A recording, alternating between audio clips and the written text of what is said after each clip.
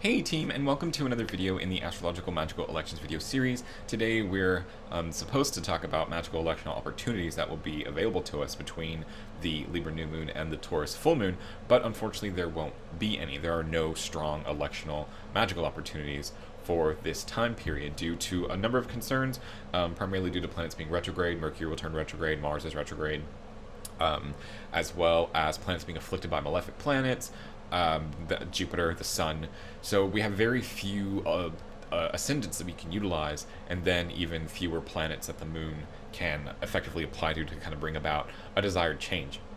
So, unfortunately, we're not going to have any electional opportunities to really talk about, but instead what I wanted to talk to you guys about is something that I probably should have talked about a long time ago, and that is how to effectively kind of transfer the charts that I show you guys to your own location to see if it's something that you can actually utilize or not.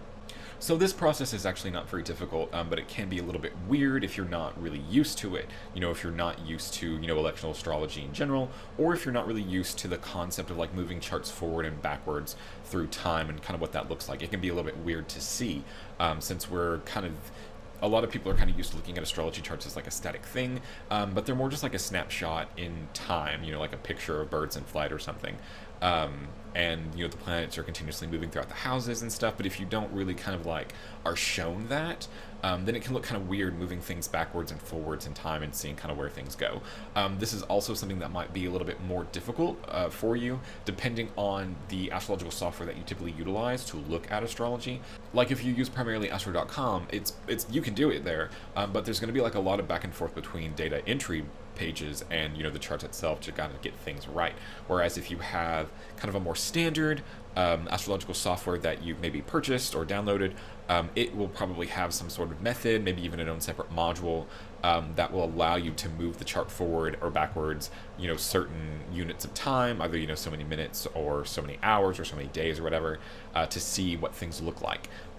So having the program is a lot easier, but you can still do it with astro.com. You're just going to be going back and forth and changing, minutes or hours or something to get everything better set. So the first step in kind of successfully transferring or recreating the charts that I show you to your own location is knowing which one of the three locations that I talk about is talking to you, basically. Unfortunately, there's no way that it's possible for me to go over every location on Earth and scrutinize them for magical electional opportunities during these two periods. That's just going to take way too much time, way too much effort. So what I tried to do was I tried to pick three locations that are fairly spread out across the world, while also being aware of my audience, people who watch these videos, English speakers, and also where patrons are. So the three locations that I cover in my videos are North America, Western Europe, and Australia. So the first step to really get good at knowing, how to relocate your charts is knowing which one of those locations you can use as a format. And really the best way to make that determination or to make that judgment call is to figure out which one of these locations is sort of closest to you, like closest to your time zone, which one of the time zones is closest to you. And I always try to include the time zones in the charts that I show you. For North America, I'm using Central Time. For Western Europe, I'm using Central European Time. And then for Australia, I'm using Australian Eastern Time. So just figure out which one of those time zones is closest to your own, and then kind of, listen to those segments of the videos. Those are the videos where I'm talking more specifically to you and to your location, and, to better opportunities for talismans that are more curated for where you are in the world in respect to where the moon is going to be at certain times. So once you figure out which one of the three locations is closer to your own location and focus in on those segments of the videos and those charts that I share from that location, then it just becomes about kind of narrowing it down and kind of moving it over from that template that I kind of show you to one that is more specifically made for where you are at the time. And for this one, I think a lot of people will probably focus on like making the ascendant degree the same, and that's not necessarily like a bad strategy, but really the focus needs to be on the moon in this case, because it's the moon that's going to make the biggest differences between charts kind of set for the same day or set for different locations at the same time.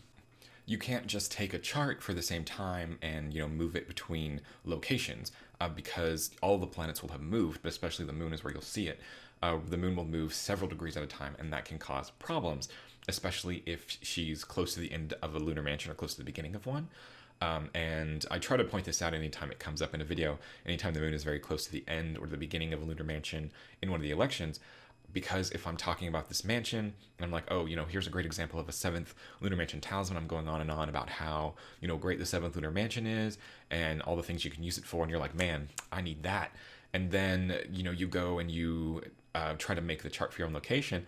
And it turns out that the moon is, in the 8th lunar mansion at that time. Well, that's not going to help you out now. It's not a 7th lunar mansion talisman because the moon has moved into the 8th by the time that chart's configurations are recreated for your location. So it's really the moon that you need to pay attention to. The moon may also be applying to a completely different planet than one that I'm talking about in the chart that I'm showing. And that can be good or bad, or a problem or not a problem. If it's a situation where the moon is in the chart I'm showing, applying, some good aspect to Jupiter, and then by the time you recreate the chart in your location for that time, the moon has separated from that, is now applying, an aspect to Venus. Well, that's probably fine. You can probably do that. But, if it's a situation where now the moon is applying, a square to Mars, well, that's probably not fine. So it's really the moon that you need to focus on a lot. And the ascendant degree can help you kind of narrow down like the exact timing that I'm talking about. But if the moon has, switched or, is in a completely different place, then you might need to do something differently. So always pay attention to the moon when you're moving charts backward and forwards in time to try to get a closer fix to the charts that I'm showing. And if you need to, move the ascendant somewhat to get the moon in a better place.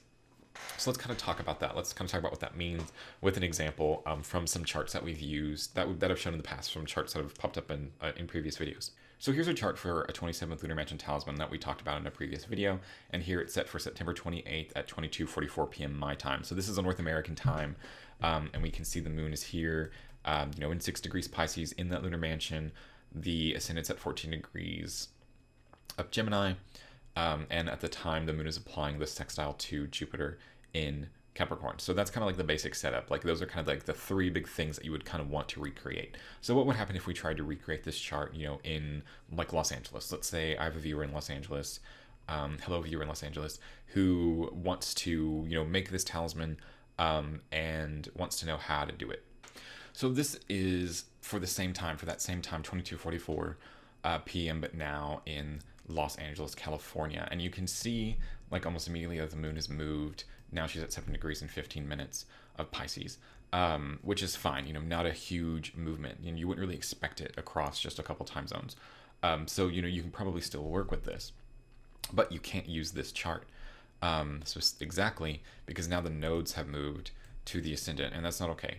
So what you got to do is, you got to pull it back in time. You got to go back in time far enough to where that's no longer a problem. And this is a pretty easy example to do that with. You can just move back to around 10 o'clock and have that chart almost exactly remade.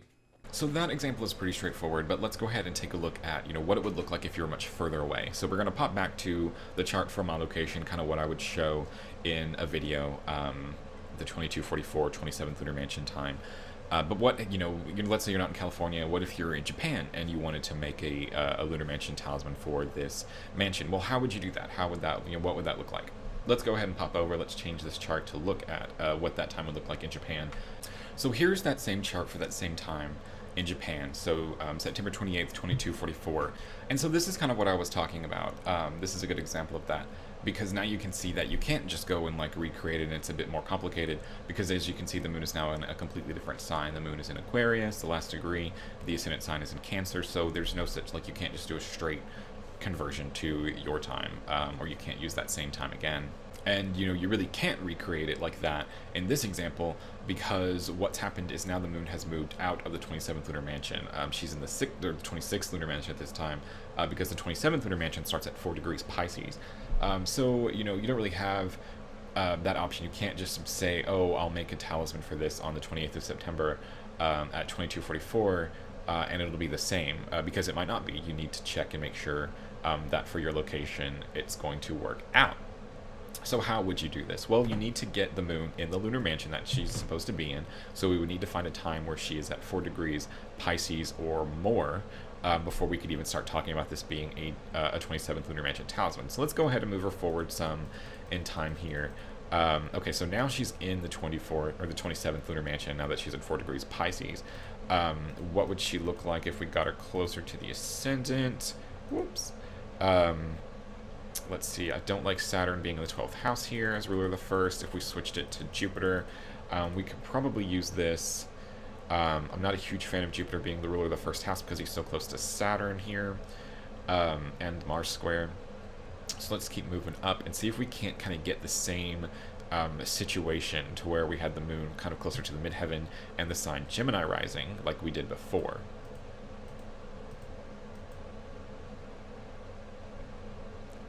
So yeah, you could kind of do something like this for a, if you were trying to recreate that chart in Japan instead of in North America, but you would have to wait until basically the next day, the 29th of September at 2046.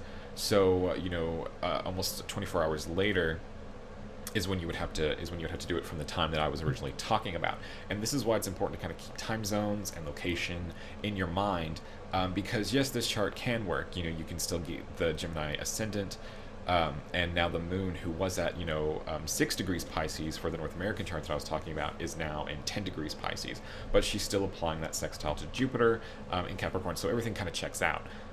What really probably would have been more helpful is starting from a better location. So, kind of like I said before, know which location of the three that I talk about is closest to yours in time.